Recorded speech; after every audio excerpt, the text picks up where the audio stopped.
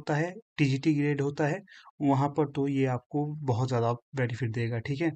तो यहाँ पर जो हमने टारगेट किया है तो वो यूजीसी नेट हिंदी को किया है, तो बाकी आप समझ सकते हो सारा कुछ, ठीक है ना। तो काफ़ी लंबा लेक्चर रहेगा, ध्यान से आप इसको देख लेना। इसमें हम यूजीसी नेट हिंदी पी/क्यू पर आधारित लेक्चर है ये। इसमें हम जो यूजीसी नेट का इकाई 5 है ना, इकाई 5 उसके जो कविता भाग है उसको संपूर्ण डिस्कस करेंगे एमसीक्यू बेस्ड पे, ठीक है। और ये है पी/क्यू सीरीज है, जो पहले प्रश्न पूछे गए हैं किसी भी परीक्षा में, चाहे असिस्टेंट प्रोफेसर हो गया, चाहे यूजीसी नेट हो गया, या सेट हो गया, या फिर कई अन्य परीक्षाओं में जो इकाई 5 से संबंधित प्रश्न पूछे गए हैं, इन्हें यहाँ पर संकलित किया गया है, ठीक है। ध्यानपूर्वक देखोगे तो काफ़ी लाभ मिलेगा। यहाँ पर वैसे तो हमने 50 प्रश्नों को संकलित किया है, ठीक है, इस वीडियो में, परंतु अगर आप तथ्यों के हिसाब से बात करेंगे तो लगभग 150 प्रश्न यहाँ पर आपके हो जाएंगे, क्योंकि काफ़ी ज़्यादा तथ्य यहाँ पर मैं आपके समक्ष लाया हूँ, ठीक है ना। जो प्रश्न आपको नहीं आता है तो उसे अपनी कॉपी पे भी नोट करते रहना, क्योंकि भविष्य में रिवीजन है तो काफ़ी महत्वपूर्ण ये लेक्चर आपको होगा। अगर नोट्स बनाते हो तो काफ़ी फायदा होगा, अन्यथा आप नॉर्मल भी देख सकते हो, ठीक है। यहाँ पर आपको 2020 से लेकर 2024 तक के क्वेश्चंस करवाऊंगा मैं। कंप्लीट सॉल्यूशन होगा ये आपकी परीक्षा के लिए, ठीक है। अगर लेक्चर अच्छा लगता है तो अपना प्यार बना के रखना, ठीक है ना। लाइक भी करना है, शेयर भी करना है, चैनल को सब्सक्राइब भी करना है। काफ़ी समय से देख रहा हूँ जिस प्रकार का रिव्यू मुझे चाहिए था वैसा नहीं मिल रहा है। मैं आपकी परीक्षा को ध्यान में रखकर हर दिन आपके लिए कोई ना कोई लेक्चर देता ही देता हूँ। क्यों? इसलिए देता हूँ कि आपको नुकसान ना हो, परंतु जो अपेक्षा हम आपसे करते हैं वो आप अपेक्षा नहीं देते हो वैसे, ठीक है। तो आपको अपना पूरा सहयोग देना चाहिए, तभी आनंद आता है किसी भी कार्य को करने का, ठीक है ना। चलिए खैर, आप लोग समझदार है, आप अपना सहयोग बना के रखोगे तो काफ़ी आनंद आएगा, ठीक ना।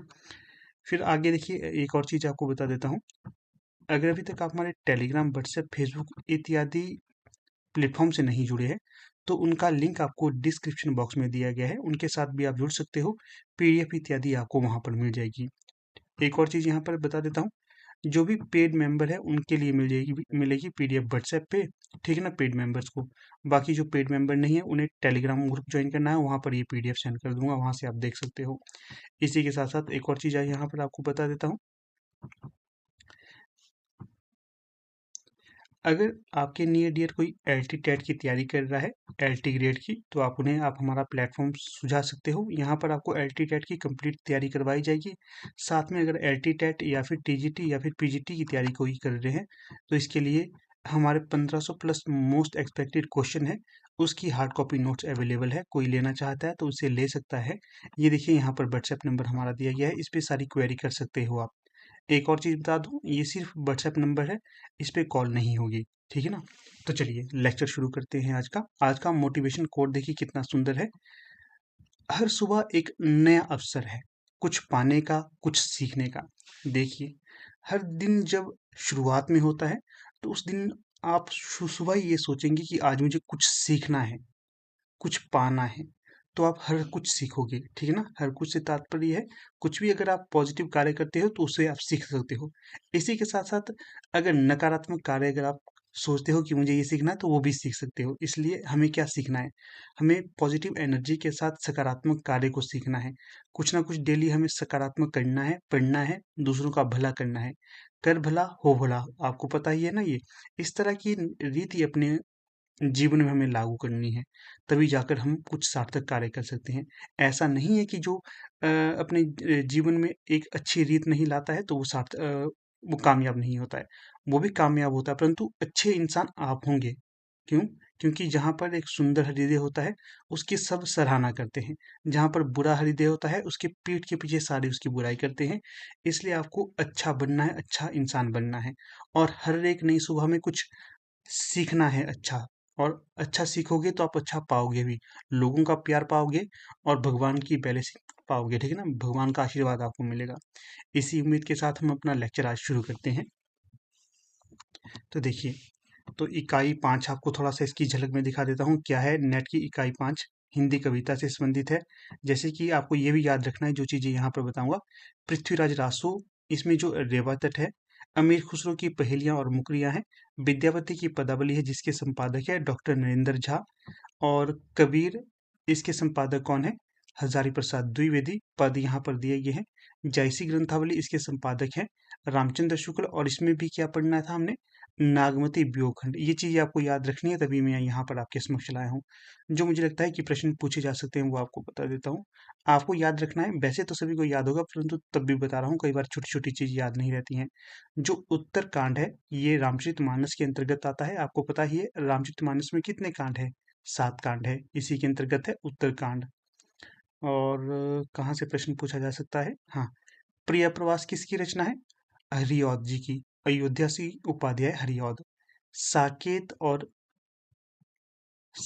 और भारत भारती, ये किसकी रचना है, गुप्त जी की। भारत भारती, ये थोड़ा सा मुझे गलत लग रहा है यहाँ पर। और देखिए भारत भारती होना था ये, ठीक है। जयशंकर प्रसाद की रचनाएं कौन कौन सी है जो नेट के सिलेबस में लगी हुई है, आंसू, कामायनी। कामायनी के भी 3 ही सर्ग लगे हैं। कामायनी में कुल कितने सर्ग है, 15 सर्ग है, ठीक है, ये भी आप याद रखिए। निराला जी की रचनाएं कौन कौन सी हैं, जूही की कली, जागो फिर एक बार, सरोज स्मृति, राम की शक्ति पूजा, कुकुरमुत्ता, बांधो न नाव इस ठाम बंधु। ये है सूर्यकांत त्रिपाठी निराला की रचनाएं। सुमित्रा नंदन पंत इनकी रचनाएं कौन कौन सी हैं, परिवर्तन, प्रथम रश्मि, ठीक है। और महादेवी वर्मा की रचनाएं कौन सी लगी हैं, बीन भी हूं मैं तुम्हारी रागिनी भी हूं, मैं नीर भरी दुख की बदली, फिर विकल्प है प्राण मेरे, यह मंदिर का द्वीप इसे नीरव जलने दो, द्रुत झरो जगत के जीर्ण पत्र, ठीक है ना, ये आपको लगे हैं यहाँ पर महादेवी वर्मा के। फिर दिनकर जी की रचनाएं देखिए कौन कौन सी हैं, उर्वशी तृतीय अंक लगा है, रश्मि रथी ये भी इन्हीं की रचना है।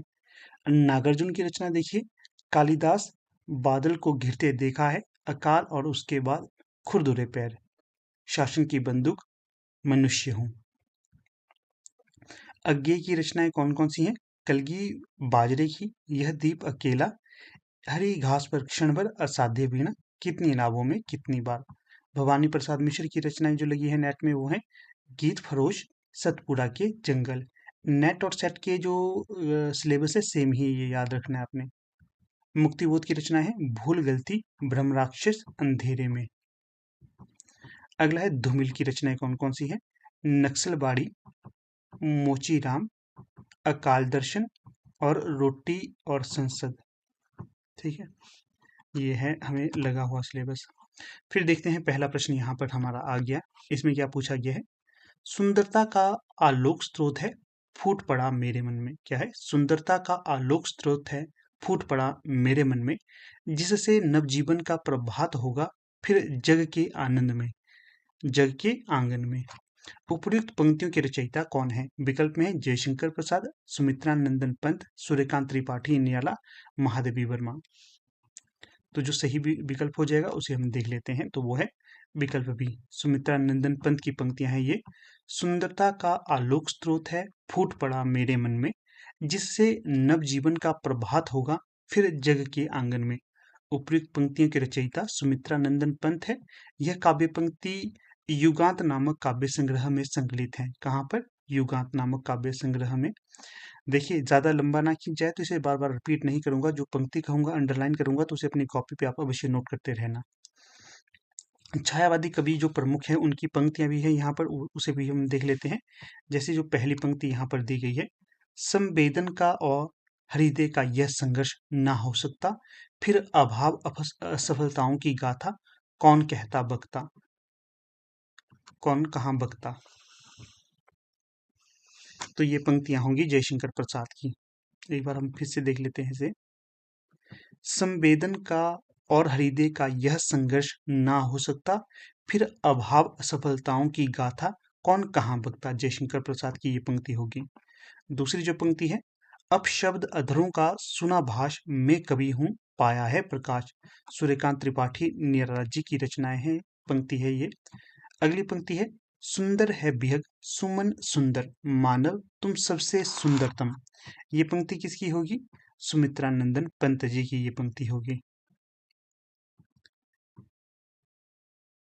फिर आगे क्या है, बेमुस्कुराते फूल नहीं जिनको भाता है मुरझाना, बेतारों के दीप नहीं जिनको आता है बुझ जाना। तो प्रस्तुत पंक्ति होगी महादेवी वर्मा की। तो इसको भी आपने याद रखना है। अगला जो प्रश्न है यहाँ पर, इसमें क्या पूछा गया है, गीत फरोश कविता में भवानी प्रसाद मिश्र कहना चाहते हैं कि, क्या कहना चाहते हैं? विकल्प में है, व्यावसायिकता के कारण आज का कवि अपने गीत बेचने के लिए मजबूर है। आज का कवि ग्राहक की मर्जी के अनुसार गीत लिखने के लिए अभिशप्त है। कवि केवल खुशी के गीत लिखता है। कवि शौक से गीत लिखता है और बेचता है। नीचे दिए गए विकल्पों में से सही का चयन करना है। तो यहाँ पर कौन सा सही होगा? तो सही होगा विकल्प बी। इसमें क्या दिया गया है विकल्प बी में? 1 और 2। क्या है 1 और 2 में, देख लेते हैं। व्यावसायिकता के कारण आज का कवि अपने गीत बेचने के लिए मजबूर है, सही है ये। 2 में क्या है? आज का कवि ग्राहक की मर्जी के अनुसार गीत लिखने के लिए अभिशप्त है। तो ये पंक्तियां भवानी प्रसाद मिश्र के अनुसार गीत फरोश में भवानी प्रसाद मिश्र ने कहनी चाहिए है। तो यहाँ पर देखिए जो विकल्प बी होगा सही होगा ये। तो थोड़ी सी व्याख्या यहाँ पर आपको दे देते हैं। आपको याद रखना है, जो भवानी प्रसाद मिश्र है ये दूसरे तार सप्तक के कवियों के अंतर्गत थे। दूसरा तार सप्तक, अगर ये पूछा जाएगा दूसरा तार सप्तक कब आया था, 1951। और जो तार सप्तक आया था वो कब आया था? तार सप्तक, इसे पहला तार सप्तक नहीं कहते, इसे सिर्फ सप्तक कहते हैं। तो ये 1941 में आया था, ये भी आपको याद रखना है। आगे है इनके प्रमुख काव्य संग्रह, इन्हें हम देख लेते हैं, डेट के साथ याद रखने आपको।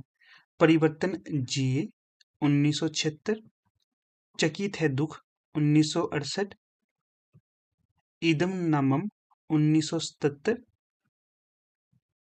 अंधेरी कविताएं 1968, त्रिकाल संध्या 1978, गांधी पंचशती 1969, बुनी हुई रस्सी 1971। ये रखिए सारे याद, जो भी मैंने आपको एक्स्ट्रा फैक्ट बताए यहाँ पर। फिर अगला प्रश्न देखिए यहाँ पर, इसमें क्या पूछा गया है, सूची 1 को सूची 2 के साथ सुमेलित करना है। तो एक तरफ पंक्तियां दी गई हैं और दूसरी तरफ रचना दी गई है, तो मिलान करना है इनका। तो चलिए मिलान कर लेते हैं सीधे से। तो सही जो विकल्प होगा तो वो होगा विकल्प ए। किस प्रकार से सही होगा ये भी हम देख लेते हैं। मिलन के पल केवल 2-4 विरह के कल्प अपार, ये किसकी पंक्ति, किस रचना से ली गई है? तो ये परिवर्तन कविता से ली गई है। फिर जो दूसरी पंक्ति है, तुम भूल गए पुरुषत्व मोह में कुछ सत्ता है नारी की, तो ये किसकी पंक्ति होगी? कामायनी की ये पंक्ति है। अगला है, सिंधु की निसीमता पर लहू लहर का लाश कैसा, दीप लघु शिर पर धरे आलोक का आकाश कैसा, ये पंक्ति किसकी होगी, किस रचना से ली गई है? सांध्य गीत से ली गई है ये।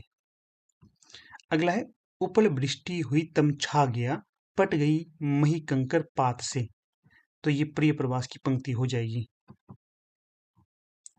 अगर आपसे यहाँ से ये प्रश्न पूछा जाएगा कि प्रिय प्रवास किसकी रचना है, मैंने पीछे बताया था ना, हरिऔध जी की। सांध्य गीत किसकी रचना है? निराला जी की। कामायनी किसकी रचना है? प्रसाद जी की। परिवर्तन किसकी रचना है? पंत जी की।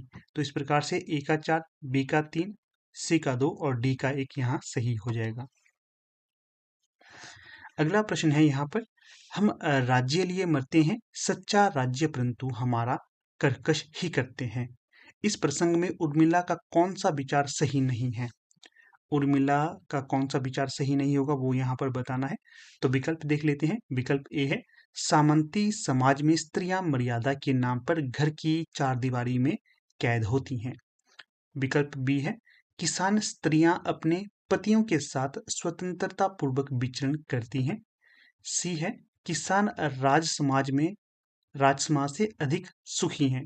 डी, राज्य सुख भाग्यशाली लोगों को प्राप्त होता है। तो कौन सा सही विकल्प होगा यहाँ? तो वो हो जाएगा विकल्प डी। तो ये विचार सही नहीं होगा। कौन सा? कि राज्य सुख भाग्यशाली लोगों को प्राप्त होता है। बाकी जो सही होंगे तो वो भी देख लेते हैं, जो मतलब सही हैं उर्मिला जी के विचार के अनुसार। सामंती समाज में स्त्रियां मर्यादा के नाम पर घर की चारदीवारी में कैद होती हैं। किसान स्त्रियां अपने पतियों के साथ स्वतंत्रता पूर्वक विचरण करती हैं। किसान राज समाज से अधिक सुखी है। ठीक है, ये सही होगा। अगर यहाँ से आपसे पूछा जाएगा कि ये रचना किसकी है, तो मैथिली शरण गुप्त की है। किस रचना से ये पंक्तियां ली गई हैं, तो जो साकेत मैंने बताया था आपको, साकेत महाकाव्य के नवम सर्ग से ये उद्धृत होंगी। अगला प्रश्न देखिए यहाँ पर 6, पुरुर्वा पुरस्तम परेहि दुरापना बात इबाह मसीम। उर्वशी का तृतीय अंक इस बीज भाव पर केंद्रित है, इसका स्रोत क्या है। जो यहाँ पर पंक्तियां कही गई हैं आप स्वयं भी पढ़ सकते हो, क्योंकि अलग अलग व्यक्ति का अलग अलग ढंग से पढ़ने का तरीका होता है, तो मैंने अपने हिसाब से पढ़ लिया इसे। तो ये बताना है इसका बीज भाव का केंद्रित स्रोत क्या है, ऋग्वेद, यजुर्वेद, तैत्तरीय उपनिषद या फिर ब्रह्म वैवर्त पुराण। तो जो सही विकल्प यहाँ पर हो जाएगा तो वो हो जाएगा आपका विकल्प ऋग्वेद से ये पंक्तियां ली गई है। ठीक है, इसका जो अर्थ निकलता है, हे पुरुरवा, तुम अपने घर को लौट जाओ, मैं वायु के समान दुष्प्राप्य हूँ। उर्वशी का तृतीय अंक इस बीज भाव पर केंद्रित है, इसका स्रोत है ऋग्वेद। और उर्वशी महाकाव्य के रचयिता कौन है, रामधारी सिंह दिनकर। और इसमें कुल कितने अंक हैं, 5 अंक हैं, ये भी याद रखिएगा आप। अगला है यहाँ पर प्रश्न, मुख कमल समीप सजे थे, दो किसले से पुरइन के, जल बिंदु सदृश ठहरे कब, उन कानों में दुख किनके। इस छंद में प्रेयसी के किस गुण या प्रवृत्ति का वर्णन हुआ है। विकल्प में है, प्रेयसी रूपवती है, प्रेयसी के लिए प्रयुक्त उपमान नए हैं, प्रेयसी निर्दयी है, प्रेयसी प्रिय के प्रति अनुकूल है। तो जो यहाँ पर सही विकल्प हो जाएगा तो वो हो जाएगा विकल्प सी, प्रेयसी निर्दयी है। इन पंक्तियों के माध्यम से ये यहाँ पर स्पष्ट हो रहा है। और जो ये जो पंक्तियां हैं किससे ली गई हैं, आंसू नामक रचना से ली गई है। और आंसू किसकी रचना है, जयशंकर प्रसाद की। अगला प्रश्न देखिए यहाँ पर, इसमें क्या पूछा गया है, जन्म काल के अनुसार निम्नलिखित कवियों का सही अनुक्रम बताना है।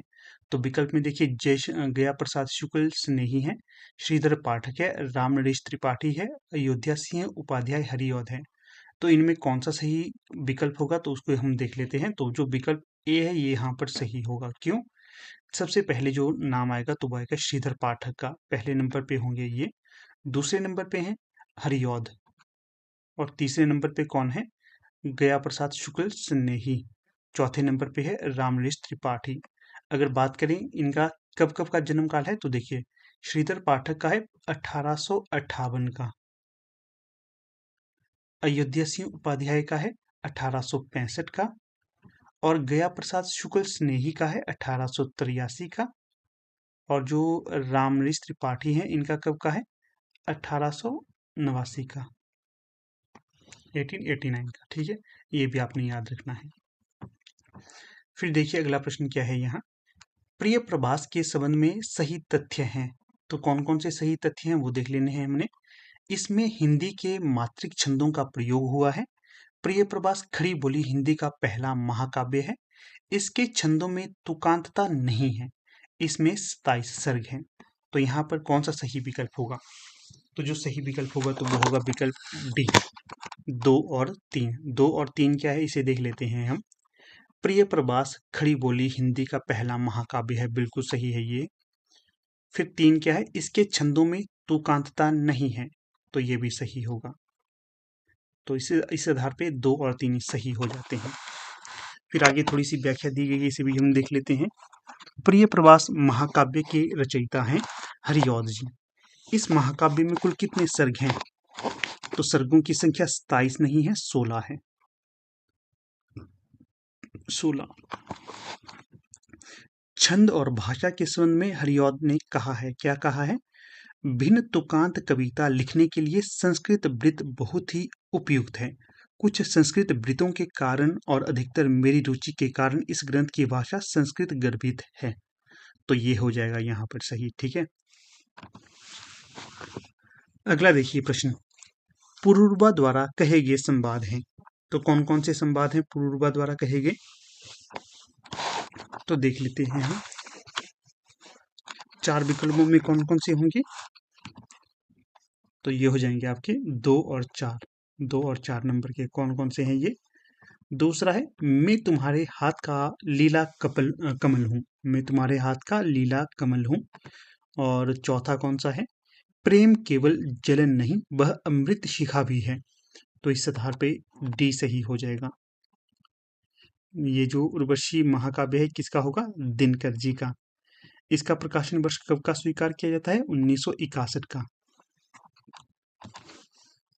अगला प्रश्न देखिए 13। इसमें क्या पूछा गया है?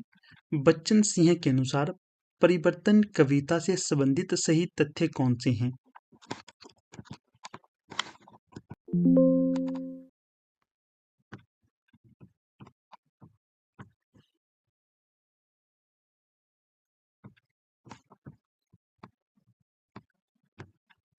तो ये बताना है आपने।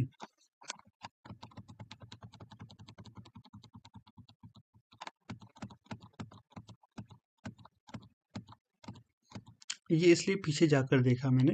कई बार वीडियो रिकॉर्ड करते हैं, वीडियो रिकॉर्ड ही नहीं होती है, इसलिए चेक करता हूँ इसको बीच बीच में जाकर।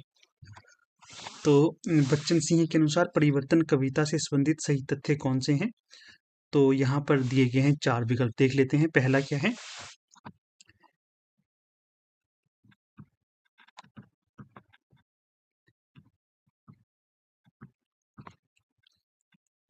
जीवन की संकुलता और परिवर्तन की द्वंद्वात्मकता ने इस कविता के रूप विधान को जटिल और प्रभावशाली बना दिया है। परिवर्तन में एक ही लय का प्रयोग किया गया है। इसमें कहीं कहीं संस्कृत की तत्सम शब्दावली के द्वारा परिवर्तन के भयंकर रूपाकार का चित्रण किया गया है। कवि परिवर्तन का स्वागत करना नहीं चाहता। तो जो दिए गए विकल्पों में से सही हो जाएगा तो वो हो जाएगा आपका विकल्प सी। सी में क्या है? 1 और 3। 1 और 3 देखिए। जीवन की संकुलता और परिवर्तन की द्वंद्वात्मकता ने इस कविता के रूप विधान को जटिल और प्रभावशाली बना दिया है। 3 में क्या है? इसमें कहीं कहीं संस्कृत की तत्सम शब्दावली के द्वारा परिवर्तन के भयंकर रूपाकार का चित्रण किया गया है। तो ये 2 कथन यहाँ पर सही होंगे। तो थोड़े से तथ्य यहाँ पर और देखिए। परिवर्तन सुमित्रा नंदन पंत द्वारा रचित है। किस छंद में? रोला छंद में रचित है और यह इनकी एक लंबी कविता है। कैसी? लंबी कविता है जो पल्लव नामक काव्य संग्रह में संग्रहित है। पल्लव में परिवर्तन कविता को समालोचकों ने ग्रैंड महाकाव्य कहा है। इस कविता में पंत ने परिवर्तन के कोमल कठोर दोनों रूपों का चित्रण किया है। सुमित्रा नंदन पंत की अन्य कृतियां हैं पीणा 1927, ग्रंथि 1920, पल्लव 1928, ग्राम्या 1940 आदि। ये प्रमुख रचना है, आपको नोट करनी है, ये नहीं आती होंगी तो। अगला प्रश्न देखिए यहाँ पर 14। इसमें क्या पूछा गया है? निम्नलिखित में से राम की शक्ति पूजा से संबंधित कथन कौन से हैं?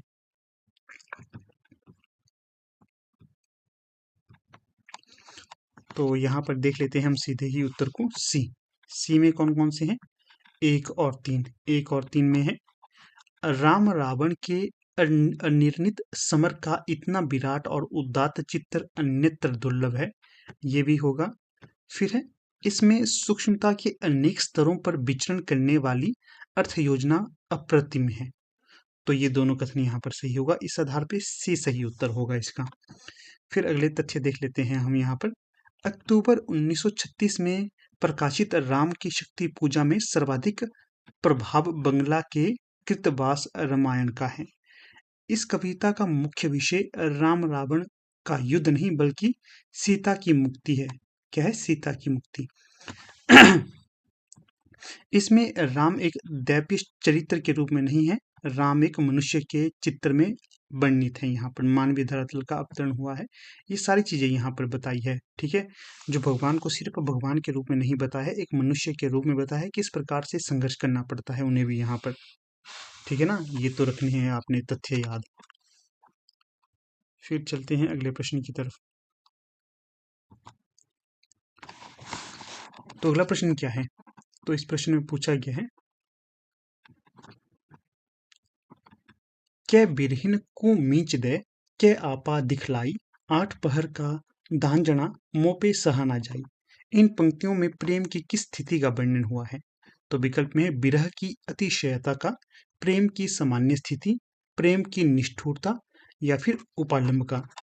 तो जो सही विकल्प हो जाएगा तो वो हो जाएगा विरह की अतिशयता का। और ये पंक्ति किसकी हैं? कबीरदास जी की पंक्तियां हैं ये।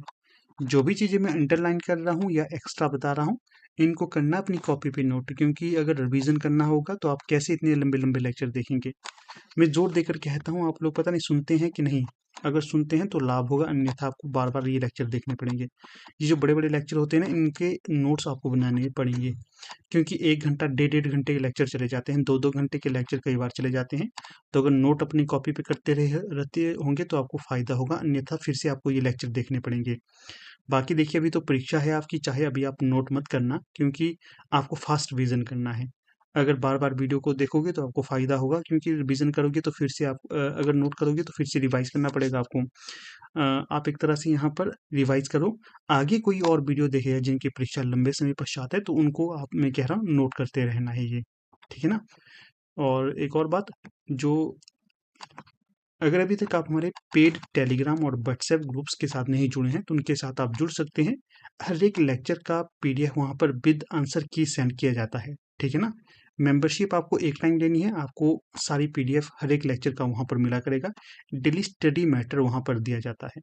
तो जुड़ना चाहते हैं तो यहाँ पर डिस्क स्क्रीन में आपको नंबर दिखाई दे रहा होगा, व्हाट्सएप नंबर, तो इस पर आप कॉन्टैक्ट कर सकते हो और इसकी जानकारी ले सकते हो। आपको सीधे लिखना है कि हमें टेलीग्राम या व्हाट्सएप ग्रुप में जुड़ना है, जो पेड है, जहाँ पर डेली आपको पीडीएफ इत्यादि दी जाती है। तो हर एक लेक्चर का भी दिया जाता है, तो जुड़ सकते हैं आप, लाभ मिलेगा आपको जुड़कर। अगला प्रश्न देखिए यहाँ पर 16, इसमें क्या पूछा गया है?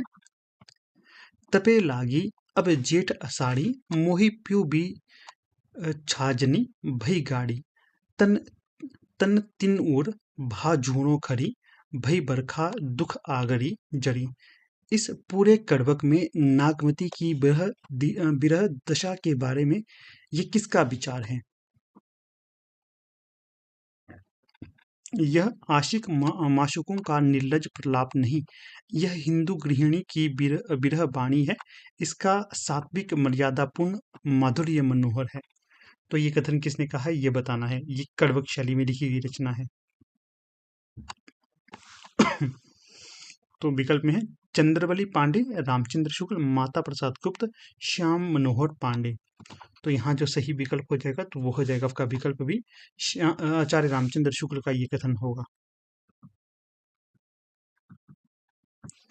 प्रेम गाथा की परंपरा में आचार्य रामचंद्र शुक्ल ने पद्मावत को सबसे प्रौढ़ और सरस रचना माना है। Most most important. अगला देखिए, बादल को घिरते देखा कविता से संबंधित तथ्य हैं। कौन कौन से संबंधित तथ्य है यहाँ पर? तो विकल्प में है नागार्जुन को कालिदास के मेघ का पता ठिकाना मालूम था, नागार्जुन का बादल कल्पना प्रसूत नहीं है, इसमें उज्जैनी के जीवन का यथार्थ वर्णन किया गया है, इसमें किन्नर किन्नरियों के स्वच्छंद जीवन के अनुभूतात्मक चित्र प्रस्तुत हैं। तो कौन से यहाँ पर सही होंगे? तो वो होंगे विकल्प डी। विकल्प डी में क्या है? 2 और 4। 2 में क्या है? नागार्जुन का बादल कल्पना प्रसूत नहीं है। और 4 क्या है? इसमें किन्नर किन्नरियों के स्वच्छंद जीवन के अनुभूत्यात्मक चित्र हैं। ठीक है, तो ये दोनों यहाँ पर सही होंगे। बाकी देखते हैं सत्य कौन से हैं। कालिदास को नागार्जुन को कालिदास के मेघ का पता ठिकाना मालूम था, नहीं पता था। और इसमें उज्जैनी के जीवन का यथार्थ वर्णन किया गया है, ये भी गलत होगा। ठीक है, तो 2 और 4 ही सही हैं यहाँ। फिर आगे देखते हैं आगे क्या तथ्य यहाँ पर प्रमुख दिए गए हैं। तो ये मार्कर का हो जाता है। नागार्जुन को प्रगतिवाद का शलाका पुरुष कहा जाता है, ये रखना आपने याद। ये राजनीतिक कवि के रूप में भी जाने जाते हैं। डॉक्टर बच्चन सिंह ने नागार्जुन की कविताओं को नुक्कड़ कविता की संज्ञा दी। बाबा नागार्जुन को आधुनिक हिंदी साहित्य का कबीर कहा जाता है। इन्होंने मैथिली भाषा में पत्रहीन नग्नगाछ शीर्षक से काव्य लिखा। इसमें 52 कविताएं संकलित है। इस कृति पर सन 1968 में इन्हें साहित्य अकादमी पुरस्कार भी दिया गया था। ये संस्कृत और मैथिली में यात्री उपनाम से लिखते थे। उपनाम से ये लिखते थे। इनका मूल नाम क्या था? वैद्यनाथ मिश्र। हर एक जो चीज मैंने यहाँ पर अंडरलाइन की है, एक एक प्रश्न का निर्माण करती है। कैसे पूछा जाता है? प्रगतिवाद का शलाका पुरुष किसे कहा जाता है? पुरुष किसे कहा जाता है? नागार्जुन को। जो नागार्जुन है, ये कैसे कवि थे? ये राजनीतिक कवि थे। और बच्चन सिंह ने इन्हें क्या कहा है? इनकी कविताओं को नुक्कड़ कविता कहा है। आधुनिक हिंदी साहित्य का कवि किसे कहा जाता है? नागार्जुन को। जो पत्रहीन नग्न गाछ है, ये किसकी रचना है? मैथिली शरण गुप्त की, अपनी नागार्जुन की। और ये किस भाषा में लिखी गई है? मैथिली भाषा में लिखी गई है। इसमें कितने कविताएं संकलित है? 52 कविताएं संकलित है। इन्हें इस रचना के लिए कौन सा पुरस्कार मिला था? साहित्य अकादमी पुरस्कार मिला था। और ये कब दिया गया था? 1968 में दिया गया था। ये संस्कृत और मैथिली में किस नाम से लिखते थे? यात्री उपनाम से लिखते थे। इनका उपनाम क्या था? यात्री उपनाम था। इनका मूल नाम क्या था? वैद्यनाथ मिश्र था। देखिए, इस प्रकार से घुमा फिराकर आपको एक एक प्रश्न यहाँ से बनेगा। ठीक है, तभी जोर देकर कहता हूँ मैं।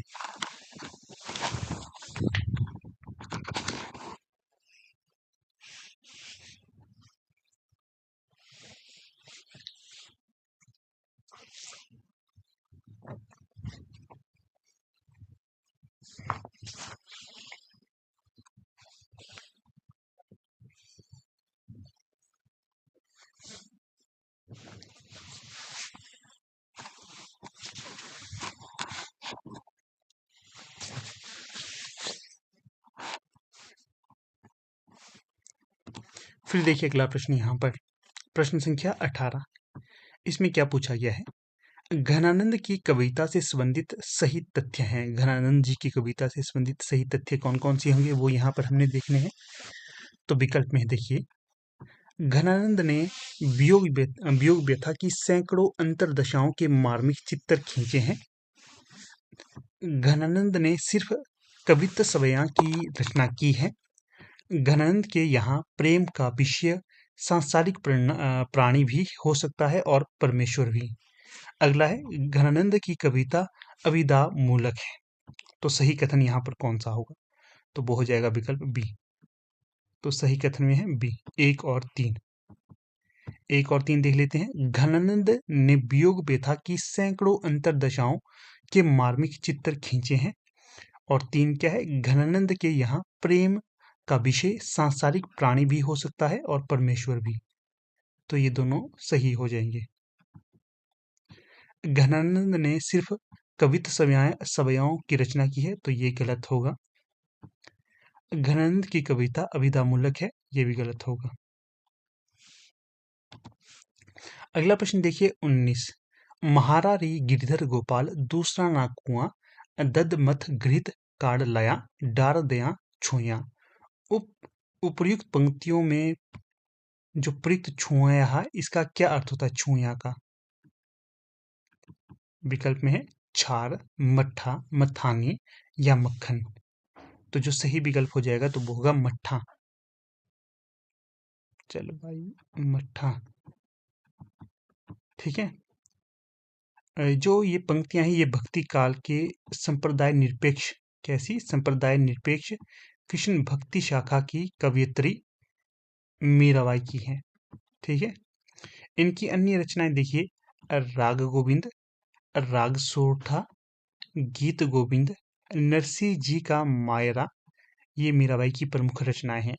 अगर इनकी प्रमुख पंक्तियों की बात की जाए तो ये है, बसो मेरे नैनन में नंदलाल, हरि तुम हरो जन की पीरा, घायल की गति घायल जाने और न जाने कोई, जाके सिर मोर मुकुट मेरो पति सोई। एक एक प्रश्न का निर्माण कर रहा है यहाँ पर ये हर एक तथ्य। अगला प्रश्न देखिए, रामचंद्र शुक्ल के अनुसार चंद बरदाई हैं, क्या है? केवल कवित के रचयिता, हिंदी के प्रथम महाकवि, केवल दोहा और तोमर के रचयिता, या व्याकरण में पारंगत। तो जो सही विकल्प होगा यहाँ पर तो वो हो जाएगा विकल्प डी। 2 और 4। 2 और 4 में क्या क्या दिया गया है? ये हिंदी के प्रथम महाकवि हैं, बिल्कुल सही। व्याकरण में पारंगत हैं, ये भी सही। केवल कवित्त के रचयिता नहीं, केवल कवित्त के नहीं थे, और भी छंदों में रचना करते थे। केवल दोहा और तोमर के रचयिता नहीं, ये और भी 68 छंदों के रचयिता माने जाते हैं। तो यहाँ पर इसकी संपूर्ण व्याख्या की गई है। रामचंद्र शुक्ल के अनुसार चंद बरदाई हिंदी के प्रथम महाकवि तथा पृथ्वीराज रासो हिंदी का प्रथम महाकाव्य माना जाता है। जो तैयारी कर रहे हैं यूजीसी नेट हिंदी की, इनके लिए अलग से व्हाट्सएप ग्रुप बनाया गया है। यहाँ पर जो लिंक आपको इसके कहाँ मिलेंगे, डिस्क्रिप्शन बॉक्स में लिंक मिल जाएंगे। वहाँ पर आपको डेली यूजीसी नेट से संबंधित पीडीएफ इत्यादि दी जाती है। जो भी इंपॉर्टेंट स्टडी मैटर होता है वो आपको वहाँ पर प्रदान किया जाता है। तो आप जुड़ सकते हैं और अपनी तैयारी को और भी बेहतर कर सकते हैं इस व्हाट्सएप ग्रुप के साथ जुड़ के। बाकी एलटी टेट वालों के लिए भी अलग से ग्रुप बना हुआ है, एलटी कमीशन वालों के लिए भी बना हुआ है। उनके लिंक भी आपको डिस्क्रिप्शन बॉक्स में दे दिए गए हैं, तो आप उनके साथ भी जुड़ सकते हो। फिर देखिए, वीडियो को एंड करने से पहले एलटी टेट जून 2025 के लिए हमारा ऑनलाइन बैच चला हुआ है। किसी की कोई भी क्वेरी इससे संबंधित है तो यहाँ पर जो हमारा व्हाट्सएप नंबर दिया गया है इस पे आप व्हाट्सएप कर सकते हैं, या फिर वीडियो को पॉज करके भी आप इस सब चीजों को रीड कर सकते हो। आपको जुड़ना चाहिए और अच्छे से अपनी तैयारी करनी चाहिए, क्योंकि टेट अगर आपका क्वालिफाई है तो आप अच्छे से जो भी कमीशन यहाँ पर निकलेगा टीजीटी हिंदी वाला, तो आप उसमें अपना टारगेट स्थापित कर सकते हो।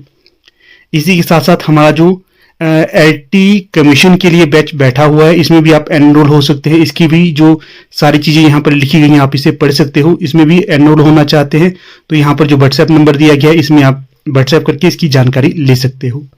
और यहाँ पर हमारे हार्ड कॉपी नोट्स भी अवेलेबल हैं। अगर आप इन्हें लेना चाहते हैं तो इसके लिए भी यहाँ पर व्हाट्सएप नंबर दिया गया है, इस पे आप कांटेक्ट कर सकते हैं। ये जो हार्ड कॉपी नोट्स हैं अगर आप इन्हें लेते हो तो ये आपके घर सेंड कर दिए जाते हैं। घर में बैठकर आप इन्हें आराम से पढ़ सकते हो। और ये देखिए, ये हमारा है नया चैनल। किसके लिए? यूजीसी नेट हिंदी की जो तैयारी कर रहे हैं उसके लिए नया चैनल बना हुआ है। आप लोग इसके साथ जुड़िए, इसे लाइक शेयर और सब्सक्राइब भी करते रहिए। क्यों? क्योंकि जितना आप इसमें प्यार बनाकर रखेंगे आपको उतना ही अच्छा स्टडी मैटर यहाँ पर आपको मिलता रहेगा। फिलहाल यहाँ पर भी आपको सारी यूजीसी नेट से संबंधित वीडियोज मिलती हैं। ठीक है, आपको दिखा देता हूँ। यहाँ पर देखिए, ये सारी वीडियो आपको अवेलेबल कर दी गई है। ये इसमें क्या है, आपको प्रीवियस ईयर के क्वेश्चन पेपर भी करवाता हूँ, जो इंपॉर्टेंट टॉपिक होते हैं वो भी करवा देता हूँ, साथ में जो नया पाठ्यक्रम लगा है वो भी डिस्कस कर देता हूँ। सारी चीजें यहाँ पर आपको मिल जाएगी फ्री ऑफ कॉस्ट। यहाँ पर अवश्य जुड़िए, अच्छे से अपनी तैयारी करते रहिए, क्योंकि जो चीजें जहां से आपको उपलब्ध हो रही है तो आपको वहां पर जाकर आपको उन चीजों का अवलोकन करना है, अच्छे से स्टडी करते रहना है। क्योंकि अगर कहीं पर आप चीजों का एनालाइज करते हैं, उनका अच्छे से पढ़ते हैं, नोट्स बनाते हैं, ये आपको भविष्य की तैयारी के लिए